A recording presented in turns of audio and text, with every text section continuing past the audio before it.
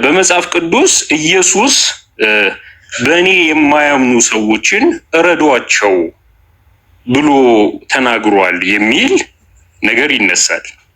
በመጽሐፍ ቅዱስ ውስጥ እኚህ ኡስታዝ ምን ብለው ያስተምራሉ ወይ ይናገራሉ?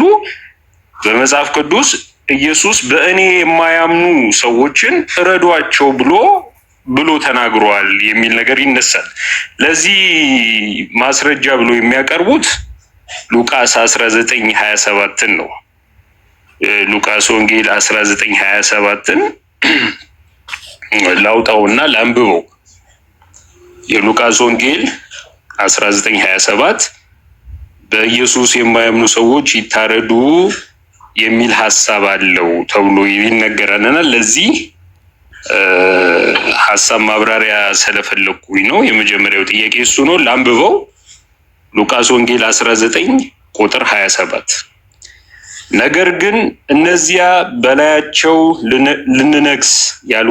ልነግስ ያልወደዱትን ጠላቶቼን ወደዚህ አምጧቸው፣ በፊቴም እረዷቸው ይላል።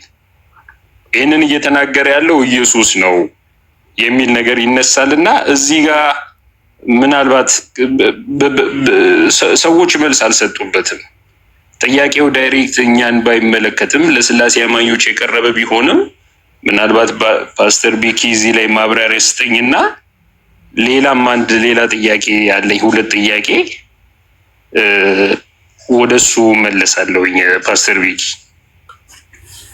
እሺ፣ በጣም አመሰግናለሁ። እንግዲህ እንደዚህ አይነት መጽሐፍ ቅዱስ ላይ የሚነሱ ጥያቄዎች የሁላችንም ናቸው ማለት ነው። መጽሐፍ ቅዱስ ላይ የሚጠቀሰው ጥያቄ የሁሉም ነው። መጽሐፍ ቅዱስን እንደ ክርስቲያን ማለት ነው። ምንድን ነው እኔ እንደታዘብኩት ማለት ነው እንደዚህ አይነት ወገኖች የመጽሐፍ ቅዱስ እውቀት አላቸው የሚባሉት እንደነዚህ አይነት ነገሮች የተቀመጡ አሉ ማለት ጥቅሶቹ አንድ ብሎ እንዲህ ይላል ተብሎ የተሰጣቸዋል። ያንን እነዛን ነው የሚያነቧቸው እንጂ የመጽሐፍ ቅዱስ እውቀት አይደለም ያላቸው፣ የጥቅስ እውቀት ነው። አሁን ብዙ ጊዜ በጥቅስ እውቀትና በመጽሐፍ ቅዱስ እውቀት መካከል ያለው ልዩነት በተለይ እንደዚህ የሶሻል ሚዲያ ላይ ጠፍቷል። ለብሽሽቅ ነው በአብዛኛው የሚጠቀሙበት እና የመጽሐፍ ቅዱስ እውቀት አይደለም ያለው። እነሱ ናቸው ሰዎች ይሏቸዋሉ። ምንም ለማያውቅ ሰው ሁለትም ሰው ሶስትም ጥቅስ ብትጠቅስ መጽሐፍ ቅዱስ የሚያውቅ ነው የሚመስለው እና እንደዚህ አይነት ችግሮች አሉ እና መጽሐፍ ቅዱስን በጥልቀት ያላነበቡ ሰዎች የሰጧቸው ሀሳብ እንደ እውነት ተከትለው የሚሄዱ ሰዎች የሚፈጥሩት ስህተት ነው። አሁን ሉቃስ ወንጌል ምዕራፍ አሁን አንተ የጠቀስከው ጥቅስ ላይ እንዳልከው የሚጠቀሰው እሷ ናት። በዙሪያው ላይ ምን አለ? ምንም፣ ማንም የሚያውቀው ነገር የለም። የሚሰሟቸው ሰዎች ደግሞ በአብዛኛው ክርስቲያኖች ስላልሆኑ እዛ ይደረጋል። ዓላማው ምንድን ነው? ምናልባት እንደሚመስለኝ ማለት ነው እኔ ካለኝ ልምድ ማለት ነው ከተወሰኑ ዓመታት በፊት ብዙ በዚህ ላይ ለማየት እድል ነበረኝ። ለረጅም ሰዓት ዓመታት ሰርቻለሁ። የሆነ እነሱን ጠይቀዋቸው ሊሆን ይችላል። የሆነ አሁን ወይ በቁርአን ላይ ወይ በሐዲሱ ላይ ስለ መግደል፣ ስለ ማረድ ምናምን እንደዚህ የጠየቋቸው ጥያቄዎች ሊኖሩ ይችላሉ። አሁን እሱን ካውንተር ለማድረግ ያንኑ ራሱ መመለስ ካልሆነም አይደለም ብሎ በዛው በራሱ በመጽሐፉ ከመመለስ ፋንታ እናንተም ጋር እኮ አለ ብንላቸው በሚል የሚፈጥሩት ነገር በመከራ ሲፈለግ የሚገኝ ማለት ነው እና ይሄ አዲስ ጊዜ ተገኝቷል ያውም ኢየሱስ ነው ያለው በሚል ይናገር ጠቅሶ አንተም ወደፊትም መታዘብ ትችላለህ። ከዛሬ በኋላ ካልተቀየረ በስተቀር እቺን ቁጥር 27ን ብቻ ነው እንትን የሚያደርጉት ያሉት። ግን ይሄ ቁጥር 27 ላይ የሚጀምር ነገርም አይደለም። ጉዳዩም ራሱ ኢየሱስ ያለው አይደለም። ምንድነው ጉዳዩ? ምሳሌ ነው። ኢየሱስ ክርስቶስ ምሳሌ ነው የሰጠው። ስለምን ጉዳይ ነው ምሳሌ የሰጠው? በመጨረሻው ቀን ሲመጣ ስላለው ነው። ይህንን የምናገኘው ቁጥር 11 ጀምሮ ነው ሐሳቡ የሚጀምረው። ቁጥር 11 ላይ እንዲህ ይላቸዋል። እነርሱም ይህንን ሲሰሙ ወደ ኢየሩሳሌም መቅረቡ ስለሆነ የእግዚአብሔር መንግሥት ፈጥኖ ሊገለጥ እንዳለ ስለመሰላቸው ምሳሌ ጭምር ተናገረ ይላል። ሰዎቹ መሰላቸው የእግዚአብሔር መንግሥት ሊገለጥ ነው ብሎ እዛ ሐሳብ ውስጥ ስለገቡ ምሳሌ ነገራቸው ነው እንጂ ሊትራል አይደለም። የሚፈጸመውም አሁን አይደለም። የራሱ የምሳሌውን ይዘት ብናየው የሚፈጸመውም አሁን አይደለም። ገና ወደፊት ስለሚሆን ነገር የተነገረ ነገር ነው። በምንድን ነው የምናውቀው?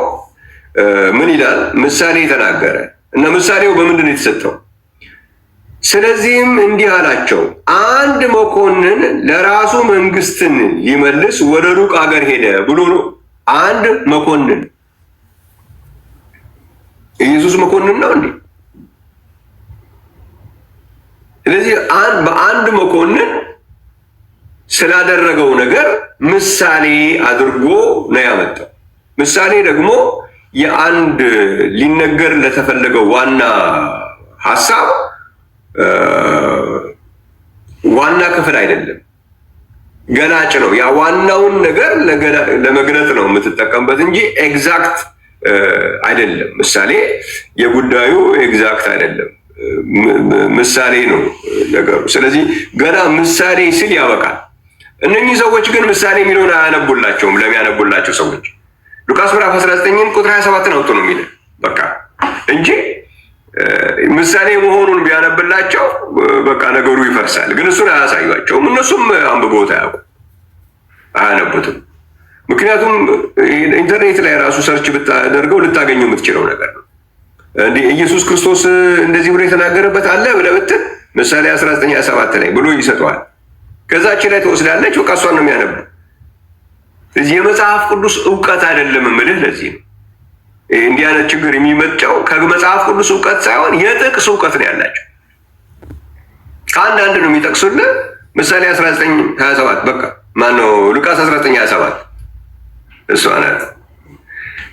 ግን እያንዳንዱን ነገር ብታየው አሁን ስለመሰላቸው ምሳሌ ጭምር ተናገረ የሚል እናገኛለን። ሁለተኛ በዚህ ቦታ ላይ አንድ መኮንን ነው በምሳሌነት የቀረበው። ስለዚህ መኮንን የሚባል ኢየሱስ መኮንን አይደለም፣ ምንም አይገናኝም ማለት። ስለራሱ ከሆነ በአንድ መኮንን ሊመስል አይችልም። እሱ በአንድ መኮንን አይደለም።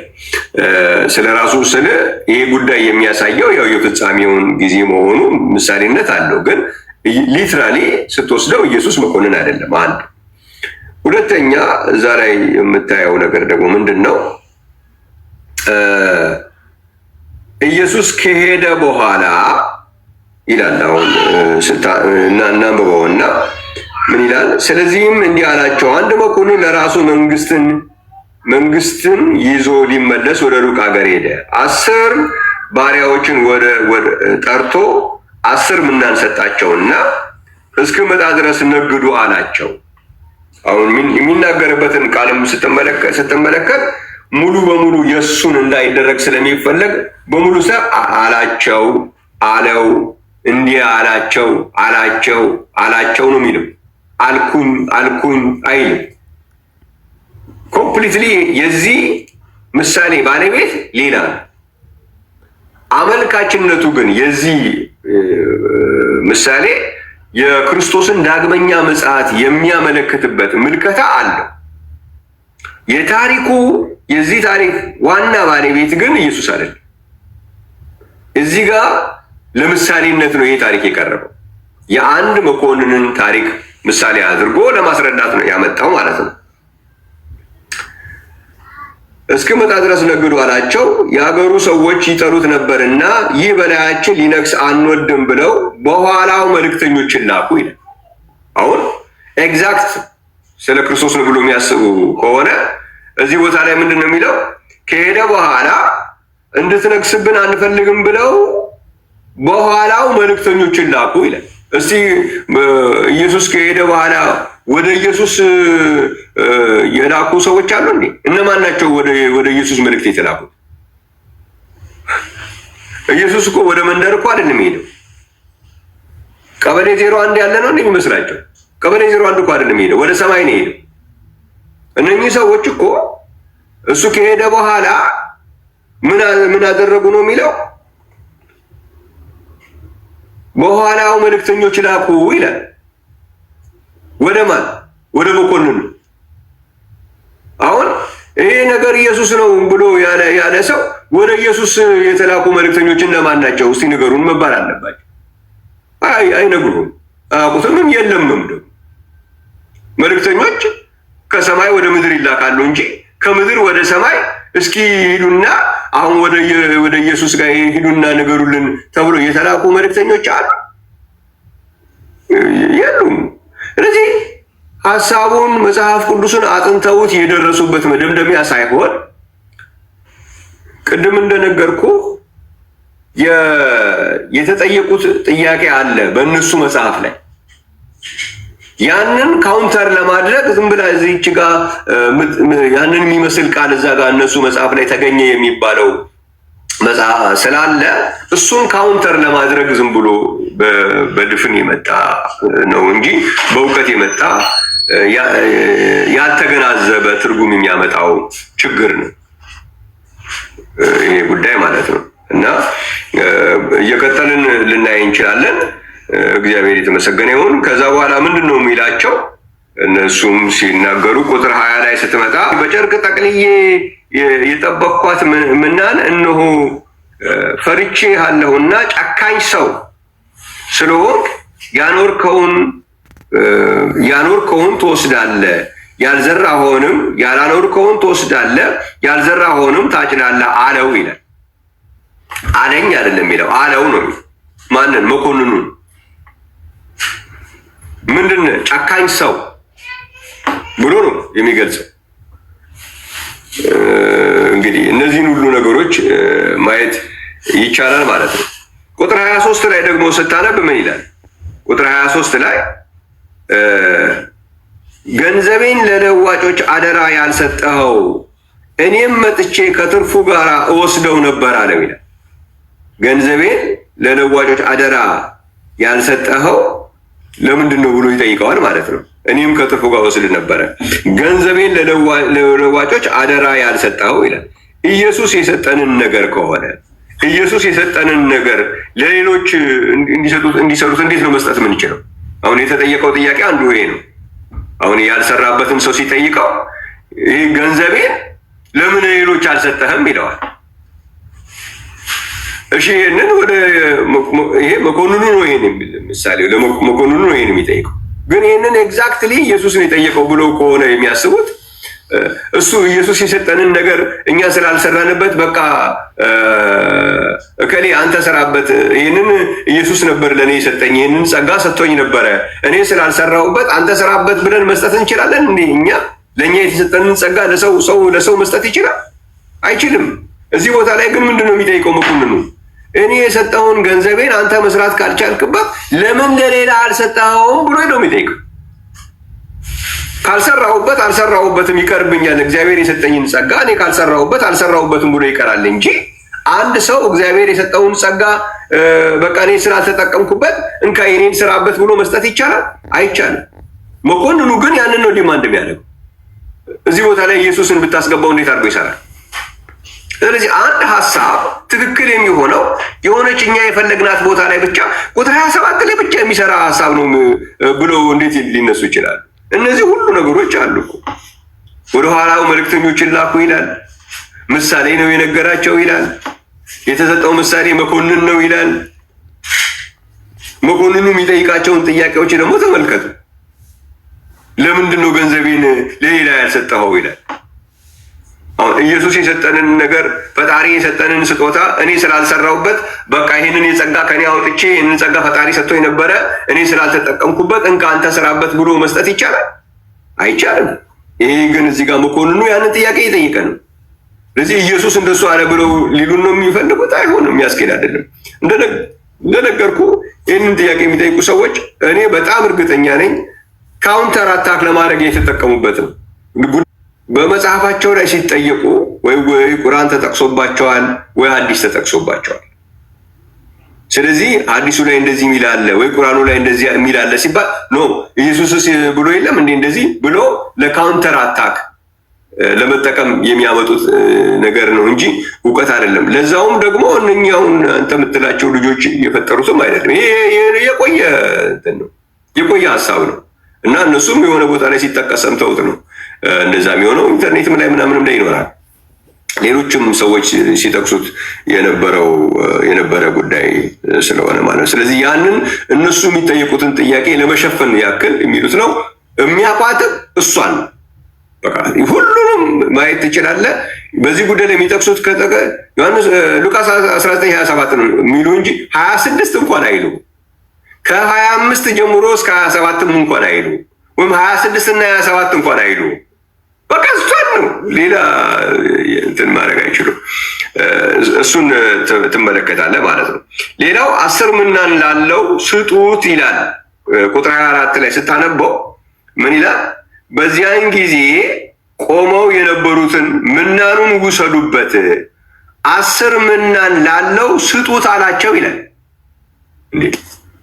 ፈጣሪ የሰጠህን ስጦታ ሰዎችን እሱ ቁጭ ብሎ እንግዲህ ፈጣሪ ወይም ደግሞ ፈጣሪ ባይሉትም እነኚህ ወገኖቼ ኢየሱስ ውሰዱበትና ከሱ ላይ ለዛኛው ስጡት ነው። እኔ እሱ እንኳን አይደለም እንግዲህ የሚሰጠው ከሰው ላይ እንዴት ነው አንድ ሰው ለእግዚአብሔር ፈጣሪ የሰጠን ወይም ደግሞ እንግዲህ በኢየሱስ ክርስቶስ በኩል ቢሆንም መቼም ፈጣሪ ነው የሰጠው ብሎ ነው የሚያምኑት። እና ፈጣሪ የሰጠን ስጦታ ከሰው ላይ ወስደህ እንዴት ነው ሰው ለሌላ የሚሰጠው? እዚህ ላይ ግን ቁጥር 24 ላይ ይሄ መኮንን ምንድን ነው የሚለው? በዚያ ለቆሙት ምን ይላቸዋል? ምናኑን ውሰዱበት ይላል። ወስድበታለሁ እንኳን አይልም፣ ውሰዱበት ነው የሚል። ሰዎቹ ናቸው የሚወስዱበት ከዛ ካልተጠቀመበት ሰውዬ ላይ ማለት ነው። ውሰዱበት፣ ከዛ 10 ምናን ላለው ስጡት ይላል። ስለዚህ ወሳጆቹም ሰዎች ናቸው። ያንን ወስደው ደግሞ ለ10 ላተረፈው የሚሰጡትም ሰዎች ናቸው። እንዴት የፈጣሪን ስጦታ ሰው ከሰው ነጥቆ ለሌላ ሰው መስጠት ይችላል?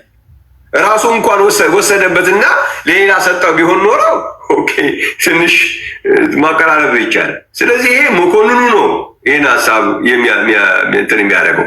በቃ ውሰዱና ብሎ የመኮንኑን ሀሳብ ነው እንጂ ይሄ ሀሳብ ለኢየሱስ አይሰራም። እዚህ ጋር ያልሰራ ሀሳብ ልክ ቁጥር 19 ላይ 27 ላይ ሲደርስ ብቻ ሰራለን የሚለው አካሄድ ዝም ብሎ ለብሽሽቅ የሚጠቀሙበት ነገር ነው። የዚህ ሶሻል ሚዲያው አካባቢ ላይ ያልተገባ አድናቆትን የሚፈልጉ ሰዎች ጥቅስ አገኘ እኮ ይኸው እነሱ ከቁርአን ላይ እንደዚህ ጠቀሱ፣ ከሐዲስ ላይ እንደዚህ ጠቀሱ፣ ከኔ የሚባለው እኮ ደግሞ ከመጽሐፍ ቅዱስ ጠቅሶ ካሳፈራቸው ምናምን የምትባል እችትን የሆነ ሙቀት አለች። እሷን ሙቀት ለማግኘት ዝም ብሎ እንትን የሚያደርጉት ነው እንጂ መጽሐፍ ቅዱሱን አውቀውት ወይም ተገንዝበውት የሚሉት አይደለም ማለት ነው። ሌላኛው ከዛ በኋላ ምንድን ነው የሚለው? አሁንም 27 ላይም ስታነብ ነገር ግን እነዚያን በላያቸው ልነግስ ያልወደዱትን ጠላቶችን ወደዚህ አምጧቸው ይላል። አሁን ስለዚህ ወደዚህ አምጧቸው። የሚያመጧቸው ማናቸው? ሰዎች ናቸው። ስለዚህ ኢየሱስ ክርስቶስ ግን በእሱ ፍርድ ሊፈርድባቸው ያሉትን ሰዎች አይደለም ወደ እሱ የሚያመጧቸው። ይሄ የመኮንኑ ሀሳብ ነው። ስለዚህ አንድ መኮንን እንዲህ አድርጎ ነበረ። ለሰዎች ገንዘብ ሰጥቶ ሄደ። ለአንዱ 5 ለአንደኛውም እንደዚሁ 10 1 እንደዚህ ሰጥቶ ሄደ። ከዛ ተመልሶ መጥቶ ጠየቃቸው። ያልሰራውን ለምን ሌላ አንተ ማትሰራበት ከሆነ ለምን አለ። እንደዛው ነው የሚሆነው። እኔም ጠይቃቸዋለሁ፣ ፍርድ መፈረዱ አይቀርም፣ የፍርድ ቀን መምጣቱ አይቀርም የሚል ነው የሚያነሳላቸው ያለው እና በፍርድ ቀን ደግሞ በትክክለኛው ኢየሱስ ክርስቶስ የሚፈርድበት ፍርድ ላይ መላእክቶች ናቸው የሚላኩት። ማቴዎስ ወንጌል ምዕራፍ 13 ላይ እንጂ የሆኑ ሰዎች አይደሉም መጥተው ሰዎችን የሚሰበስቡት በኢየሱስ ክርስቶስ በሚፈርድ የፋይናል ፍርድ ላይ። ምክንያቱም ይሄ ነገር የሚሆንበትን ጊዜ ሉቃስ ሲናገር መቼ ነው መሰለ የሚለው ይሄ የሚባለውም ነገር የሚካሄደው መቼ ነው የሚለው ቁጥር 15 ላይ ዘሉቃስ 19 ቁጥር 15 ላይ መንግስትንም ይዞ በተመለሰ ጊዜ ነው የሚለው። ስለዚህ ፋይናሊ የሚሆነው ነገር ነው ምሳሌ የሆነው። ስለዚህ በኢየሱስ ክርስቶስ ዳግመኛ ሲመጣ ነው ለማለት ነው ምሳሌው እንኳን ከተባለ በዛ ጊዜ ላይ የሚሆነው ደግሞ በምንድን ነው? የኢየሱስ ክርስቶስ በማቴዎስ ወንጌል ምዕራፍ 13 ላይ ማቴዎስ ምዕራፍ 13 ቁጥር 49 ላይ 13:49 ምንድን ነው የሚለው? በዓለም መጨረሻ እንዲሁ ይሆናል፣ መላእክት መጥተው ኃጢአተኞችን ከጻድቃን መካከል ይለዩዋቸዋል ይላል። ስለዚህ መላእክቶች ናቸው የሚለዩዋቸው እንጂ በሰው በኩልም የሚከናወን አይደለም። ይሄ ግን እዚህ መኮንኑ ግን ሰዎች ናቸው። ሰዎችን አምጧቸው ብሎ ይላል፣ ከዛ ረዷቸው ብሎ ያዛል ማለት ነው። እና ይህንን እንደዚህ ብሎ አዘዘ አንድ መኮንን ብሎ ያንን የመኮንኑን ምሳሌ ነው ያመጣ። ይህንን ያዘዘው መኮንኑ ነው። እነዚህ አይነት ያደረጋቸውን ታሪኮቹ በጠቅላላ ብንወስዳቸው ቀጥታ ከኢየሱስ ክርስቶስ ጋር እናላከ ቢባል የሚያዋጣ አይደለም። ስለዚህ ይሄ መጽሐፍ ቅዱስን የማያውቁ ጥቅስን አንድ የሆነ ጥቅስ የተሰጣቸውን ጥቅስ ይዘው የሚመጡ ሰዎች የሚናገሩት ንግግር ነው እና ይሄ ወዳጃችን እንግዲህ ቀስ ብሎ እንዲያነብና አንድ ጥቅስ ላይ ብቻ ፎከስ ማድረግ ሴቶችን መደፈር ያበረታታል የሚል ሀሳብ ነው ያለው። ሀሳቡን በደንብ አብራራዋለሁ። ጥያቄውን ግን በመጽሐፍ ቅዱስ ክርስትና ውስጥ ያሉ ሴቶች እንዲሸማቀቁ ነው ጥያቄው እየቀረበ ያለው። ሀሳቡ የሚቀርበው እነሱን እንዲያፍሩ እንዲሸማቀቁ የቀረበ ጥያቄ ነው። እግዚአብሔር የሴቶችን መደፈር ያበረታታል በሚል አንድ መጽሐፍ ቅዱስ ክፍል እየጠቀሰ ይናገራል ማለት ነው። እንደውም ቪዲዮ ሰርቶ ነበረ። በምን አይነት ምክንያት እንደሆነ አላውቅም። አሁን ቪዲዮ የለም፣ ጠፍቷል ያለው። እንደውም በአጋጣሚ ቼክ አድርጌው ነበረ፣ ቪዲዮ ለቆ ነበር። ያን ቪዲዮ ጠፍቷል፣ አሁን የለም። ግን ምንድነው ክርስትና እግዚአብሔር የሴቶችን መደፈር ያበረታታል በሚል አንድ ቪዲዮ ሰርቶ ለቆ ነበረ። ለዚህም ማስረጃ ብሎ የሚያቀርበው ኦሪት ዘዳግም 22 ላይ ነው። ምናልባት ማየት ከቻለን ፓስተር ቤኪ ዘዳግም መጽሐፍ 22 ቁጥር 28 ነው የሚያነሳው። ቁጥር 28 ኦኬ፣ ላነበው። ዘዳግም 22 ቁጥር 28 ማናቸውም ሰው ድንግልና ያላትን ያልታጨችን ልጃገረድ ቢያገኝ ወስዶም ቢደርስባት ቢያገኙትም ያ የደረሰባት ሰው 50 የብር ሰቅል ለብላቴናይቱ አባት ይስጥ፣ አስነውሯታልና ሚስት ትሁነው፣ በዕድሜዋም ዘመን ሁሉ ሊፈታት አይገባውም ይላል። አሁን ይሄ የደረሰባት ሰው ምንድን ነው እያለን ያለው? ቁጥር 29 ላይ ያ የደረሰባት ሰው 50 የብር ሰቅል ለብላቴናይቱ አባት ይስጥ፣ አስነውሯታልና ሚስት ትሁነው ይላል። በዕድሜዋ ዘመን ሁሉ ሊፈታት አይገባም። አሁን ይህንን ጥቅስ ካነበበ በኋላ የሚጠይቀው ጥያቄ ምንድን ነው? ይህ ኡስታዝ እግዚአብሔር ወንድ ልጅ የደፈራትን ሴት እግዚአብሔር መልሶ ደፋሪው እንዲያገባት ያበረታታል ወይም ያስገድዳል እያለ በመጽሐፍ ቅዱስ የሚያምኑ ሰዎችን ጥያቄ ይጠይቃል። በተለይ ይህ ኡስታዝ በተለይ ሴቶችን ካገኘ ማለት ነው፣ ላይቭ ላይ ሴቶችን ካገኘ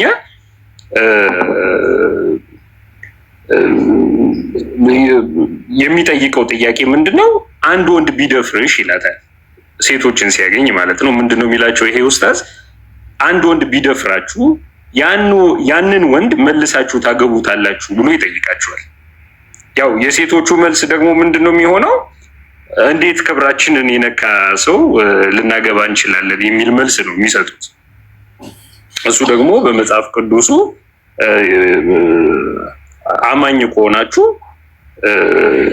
የደፈራችሁን ሰው የማግባት ግዴታ አለባችሁ ብሎ ይህንን ክፍል ዘዳግም 22 ቁጥር 28ን ይጠቅሰዋል ማለት ነው። እና እንዴት ነው እዚህ ክፍል ላይ ያለው የመጽሐፉ ሐሳብ ምንድን ነው? ፓስተር ቤኪ እኔ ራሴ በጣም ይገርማል። ይሄ ጉዳይ እንትን አድርጎኝ ገብቼ ነበረ ብዙ ቦታ ሲያደርግ ስላየሁት እኔ ራሴ ገብቼ ነበር ላነጋግረው እና ልክ እንግዲህ ፕላትፎርሙ ይፈቅዳል እና ዝም ብለህ ምንድነው የሚባለው ምንድን ነበረ ኮሆስት አይነት ነገር ዝም ብለህ ሰዎችን ራንደምሊ ማግኘት ትችላለህ መሰለኝ እና እኔ እንደዛ አድርጌ አላውቅም።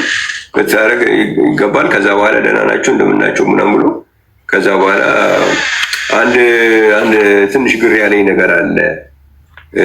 አሁን ሴት ልጅ ቢኖራችሁ አንድ ሰው ቢደፍረው ለዛ ለደፈረው ሰው ትድራላችሁ እና በጣም ነው የሚለው እንዴት ለደፈረ ሰው ምናምን ብሎ ሽምቅቅ አይነት ነገር ያልከው ነገር አይቻለሁ። እና እንዲያውም አንዳንድ እንትኖች ላይም ሲዞር ነበረ እንደዛ 2 ሰዎች 3 ሰዎች እንደዛ የተደረጉ። ምናልባት ግን እዚሁ አሁን አንተ እዚሁ ባለህበት የዚህ ጥያቄ ባለቤት የሆነ ሰው ካለ ምናልባት ማለት ከሙስሊም ወዳጆች አሁን አንተ ጥያቄውን ያቀረብክበት መንገድ አይደለም ጥያቄው ብሎ የሚል መግባት የሚፈልግ ይኖራል። ምናልባት እስኪ ካለ እንትን በል ገስት ግቡ እና ጥያቄውን ማብራራት አይደለም ጥያቄው እንደዚህ አይደለም ጥያቄውን ላብራራው የሚል ካለ እድል መስጠት ይችላል። ከሙስሊም ወዳጆች ለዚህ ውስጥ ገስት መግባት የሚፈልግ ማነው ላይ መምጣት የሚፈልግ የበለጠ ክሊር ላድርገው ጥያቄውን ብሎ የሚል ካለ እስኪ አንዴ ቼክ ላድርግና ከሌለ አንጅሎ ቅድም ያልከው አይነት ችግር ነው። አሁን ቅድም ያልነውን ነገር ያ የመኮንኑን ምሳሌ ቀጥታ ኢየሱስ ብሎ ለመስጠት ኢየሱስ የሚል ነገር ከላይም ከታችም የለም። ግን ያው እንዳልከው 19 ምዕራፍ 19 ቁጥር 27 በቃ ይሄ ነው። ከዛ የሚያልፍ ነገር አያውቅም ያለች በጣም በእርግጠኝነት ነው የምነግርህ። ምንም የሚያውቀው ነገር የለም። ስለዚህ ይህንን ነገር አውዱን ያላዩ ሰዎች ካሉ እነሱ ለጊዜው ይላል ሊባባሉ ይችላሉ። ሌላው ደግሞ ሙስሊም ወዳጆቻችን መጽሐፍ ቅዱስን ስለማያውቁ የሚገርም ነገር ነው በጣም በቃ ከመጽሐፋቸው ላይ አሳያቸው እያሉ በቃ ይገረማሉ። አለቀ በቃ እንደዛ ነው ነገሮች የሚሆኑት። ልክ ይሄኛውም ተመሳሳይ ይህንም ሲቀርብ እኔም እንደሰማሁት በሶሻል ሚዲያ ላይ ሲሽከረከር እንደሰማሁት ቁጥር 28 ናት የምትጠቀሰው እና አንዳንዴ ለአንዳንዶቹ ቁጥር 29ንም ይጠቅሳሉ። ማናቸውም ሰው ድንግልና ያላትን ያልታጨች ልጃገረድ ቢያገኝ ወስዶም ቢደርስባት ቢያገኙትም ያ የደረሰባት ሰው 50 ሰቅል ለብላቴናይቱ አባት ይስጥ አስነውሯታልና ሚስት ትሆነው በእድሜውም ዘመን ሁሉ ሊፈታት አይገባውም። በቃ ይችላል።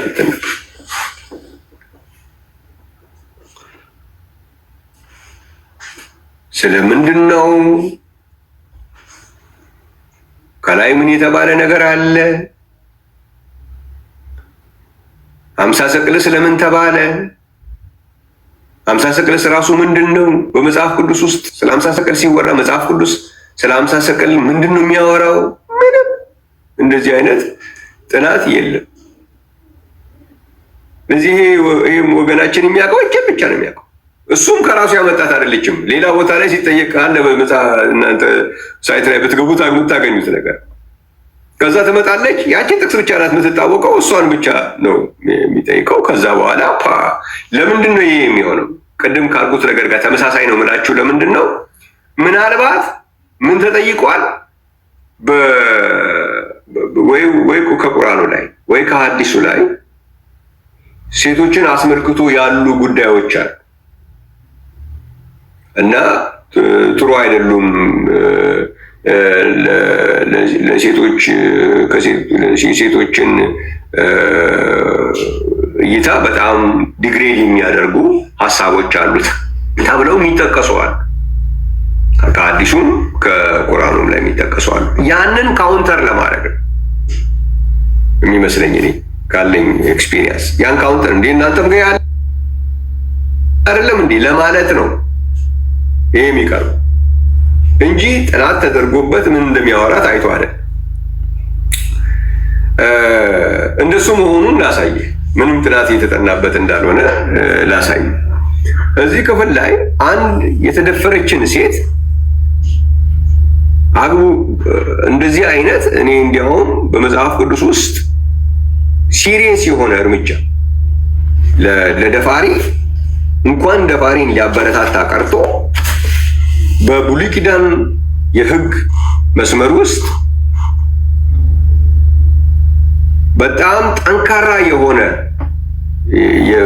መደፈርን ከመከላከል አንጻር እግዚአብሔር ከሰጣቸው ትእዛዞች መካከል በጣም ጠንካራ ከሆኑት መካከል አንዱ ነው።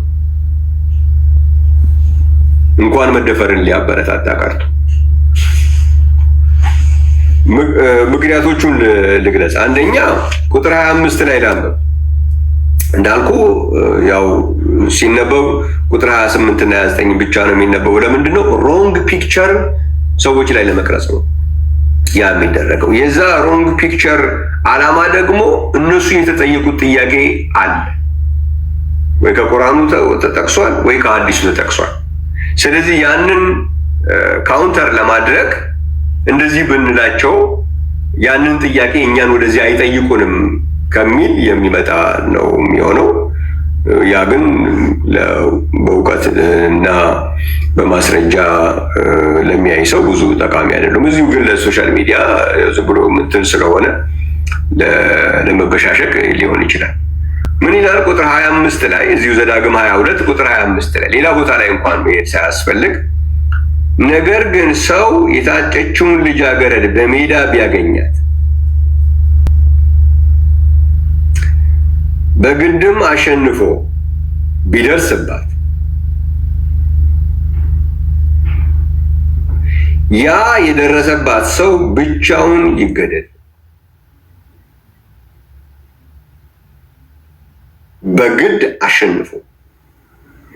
በግድ አሸንፎ ቢደርስባት። ይሄ እንግዲህ አስገድዶ የሚባለው ነው። የእሷ ኮንሰንት የለበትም።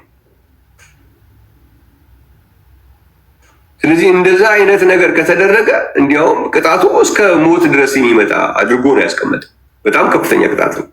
አስገድዶ መድፈርን ያበረታታል። ምን ማለት ነው? አሁን ቁጥር 25ን ያነበበ ሰው ነው ይሄን ያለው ብለህ ብትጠይቀኝ አይደለም። ከቁጥር 28 እና 29 ውጪ ይሄ ሰው ምንም ጥቅስ የሚያውቀው ነገር የለውም። ያው ባይብሉን ወይም ባሽ ለማድረግ ወይም ግሬድ ለማድረግ እንዲሁ የሚመች ነገር ከተገኘ ዝም ብሎ ለመወርወር የሚደረግ ነው ማለት ነው። ስለዚህ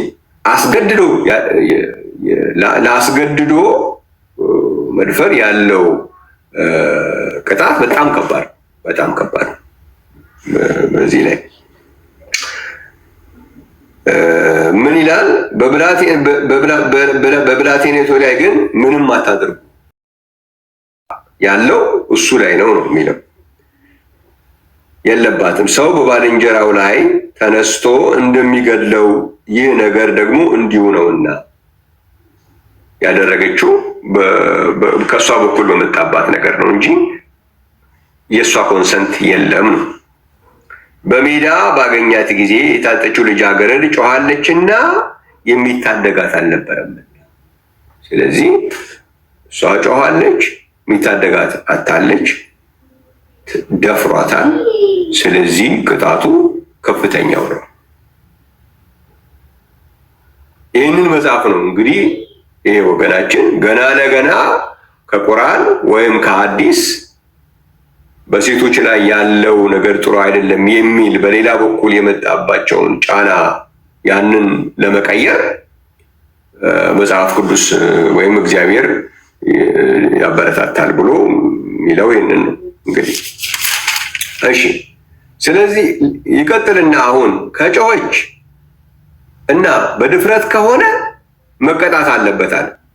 ከዛ በኋላ ነው አሁን ይሄኛው ቁጥር 28 የሚመጣው። ግን ማናቸውም ሰው ድንግልና ያላትን ያልታጨች ልጃገረድ ቢያገኝ ወስዶም ቢደርስባት፣ አሁን ያኛውን ምንድን ነው የሚለው?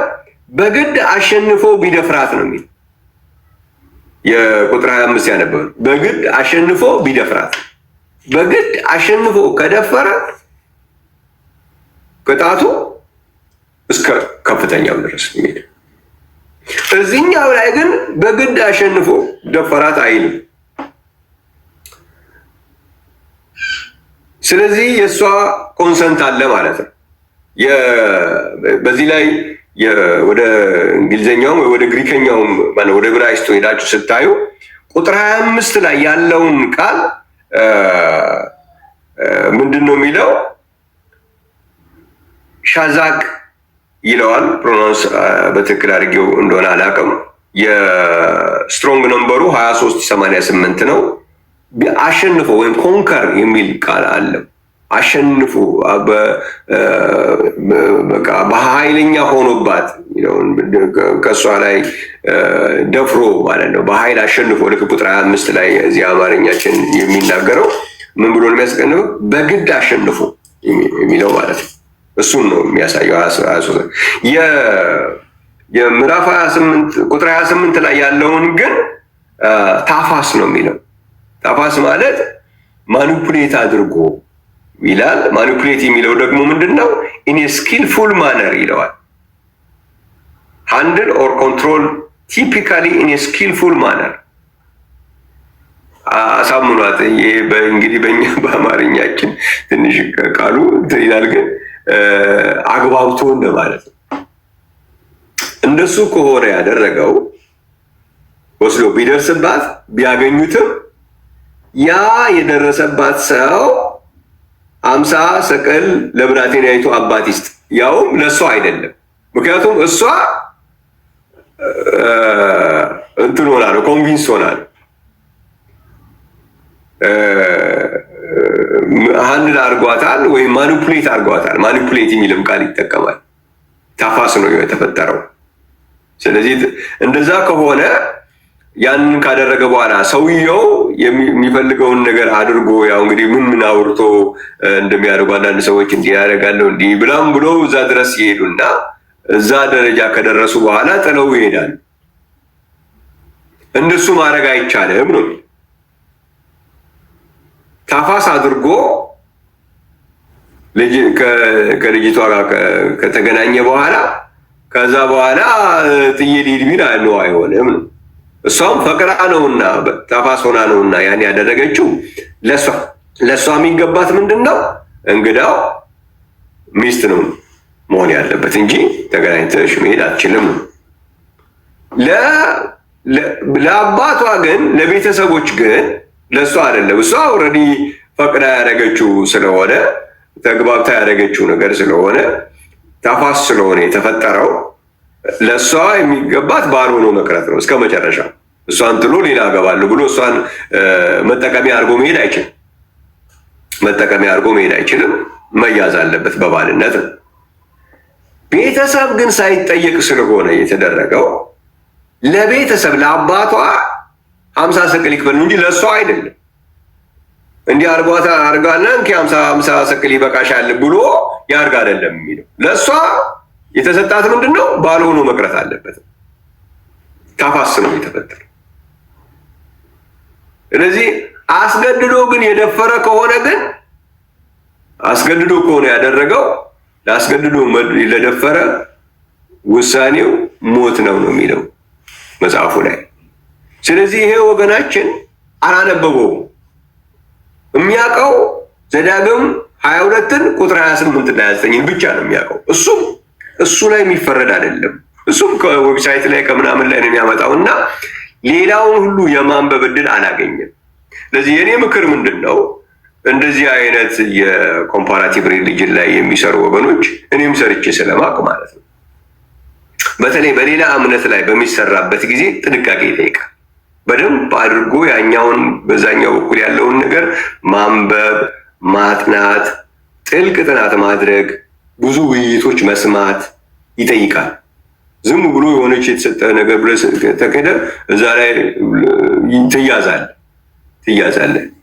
በተለይ በሌላ እምነት ውስጥ ስትገባ ሌላኛው እምነት የእምነቱ ባለቤት ስለራሱ የተሻለ ስለሚያውቅ በቀላሉ ሊይዝ ይችላል እና በዚህ ማጥመድ የሚቻለው እዚሁ ሶሻል ሚዲያ ላይ ያሉትን ሴቶች ነው። ብዙ አሁን ልክ እነሱ አብዛኞቹ ሲሰሙት የት ቦታ ላይ ነው የሚሉት እነሱ ራሳቸው፣ ምክንያቱም አያውቁትማ። ስለዚህ እንደዚህ አይነት ሴቶችን እየሄደ ማስደንገጥ ነው ዝም ብሎ የሚኖረው። አላማውም እነሱ ላይ የተጠየቀ ጥያቄ ሊኖር ይችላል። ኤግዛክትሊ ምን ጥያቄዎች እንደተጠየቁ አላውቅም። እኔ የማውቃቸው ጥያቄዎች አሉ በእስልምና ላይ እኔም ጠይቄያለሁ። ብዙ ጠይቄ የማውቃቸው እንትኖች አሉ እና እነዛ ጥያቄዎች ሲጠየቁ እነሱን ካውንተር ለማድረግ አፍ ማዘጊያ ይሆናል በሚል ዝም ብሎ የሚቀርብ ነው እንጂ በእውቀት ላይ የተመሰረተ አይደለም። ምንም ይህንን ነገር ፖይንት አድርጎ የተነሳ ሰው 2388 ነው ለቁጥር 25 ላይ አስገድዶ የሚለው ያለው 2388 ነው የሚጠቀመው። ለ22 ዘዳግም 22:28 ላይ ደግሞ 86:10 ነው የሚጠቀመው። ስለዚህ ኮምፕሊትሊ የተለያየ ስትሮንግ ነምበር ነው ያለው ራሱ ከመጽሐፉ ላይ ካለውም አንስቶ ማለት ነው። ምክንያቱም የላይኛውን በግድ ያደረገውን እዛ ላይ የተወሰነበትን ውሳኔ አይተናል። ደግሞ በታፋስ በሚሆንበት ጊዜ ደግሞ ለቤተሰብም መክፈል አለበት። ለቤተሰብ የተከፈለበት እንትኑ ያረዝመዋል እንጂ 50 ሰቅል ማለት በዛ ዘመን ቋንቋ ምን ማለት መሰላችሁ? 50 ሰቅል ማለት በዛ በጊዜው ለአንድ ከ20 ዓመት እስከ 60 ዓመት ያለ ወንድ የሚቤዥበት ዋጋ ነው። ወይ ለምሳሌ ወይ በስለት ሊሆን ይችላል ወይም በሌላ ነገር አንድ ወንድ ከ20 ዓመት እስከ 60 ዓመት ያለ ቢያዝ 50 ሰቅል ተከፍሎ ነው የሚለቀቀው። እንትን ማድረግ ይቻላል። ብዙ እንትን አይደለም። ማነው ዘሌዋውያን ምዕራፍ 27 ላይ ብትሄድ ታገኘዋል። እና ጉዳዩ ያ ነው። እንዲያውም እዛ ላይ ምክንያቱም በተያዙበት ቦታ ላይ እንዳይቆዩ ለእህቶች ቀነስ ያለ ክፍያ ያስከፍላል። ለወንዶች ግን ያስጨምራል። እንዲያውም እዛ ላይ ዘሌዋውያን ምዕራፍ 27 ላይ ዘሌዋውያን 27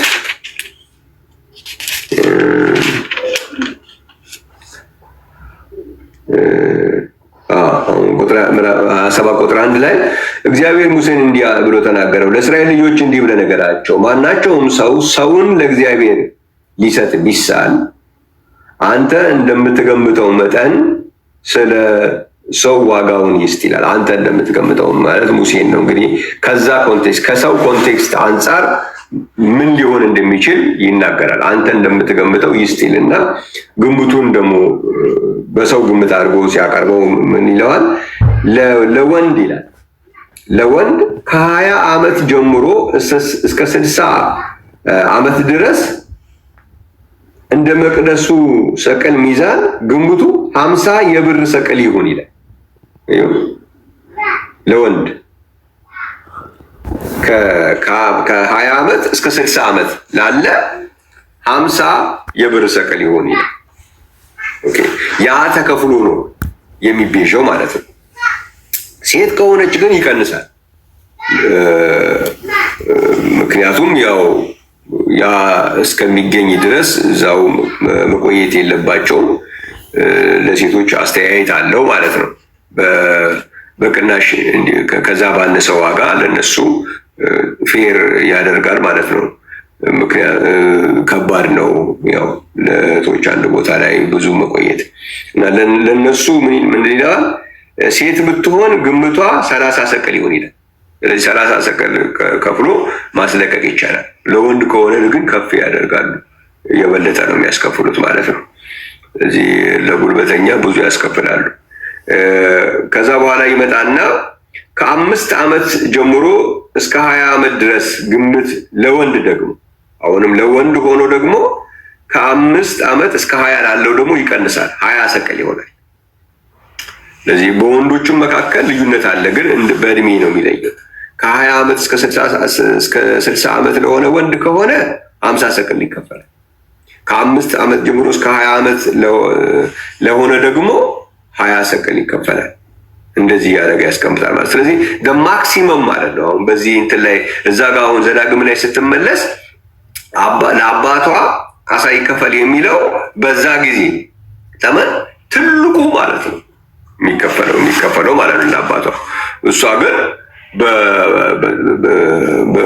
በመደፈር የተደረገ ስላልሆነ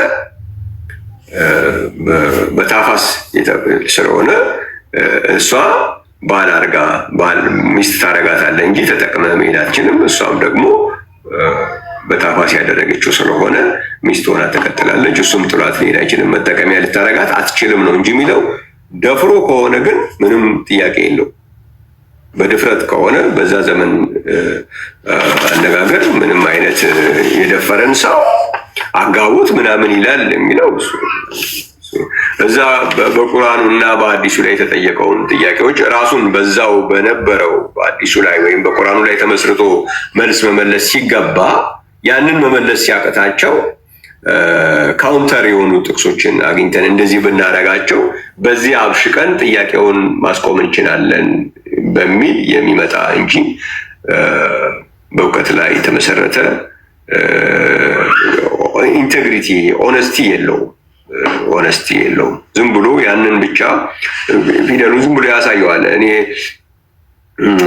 አንድ ጊዜ እንደዚሁ ስልጣኑ ሁሉ ተሰጠ የሚለው ላይ ለሰው ልጆች ስልጣን ሁሉ ተሰጠ የሚል አለ ብሎ አለኝ ማለት ነው።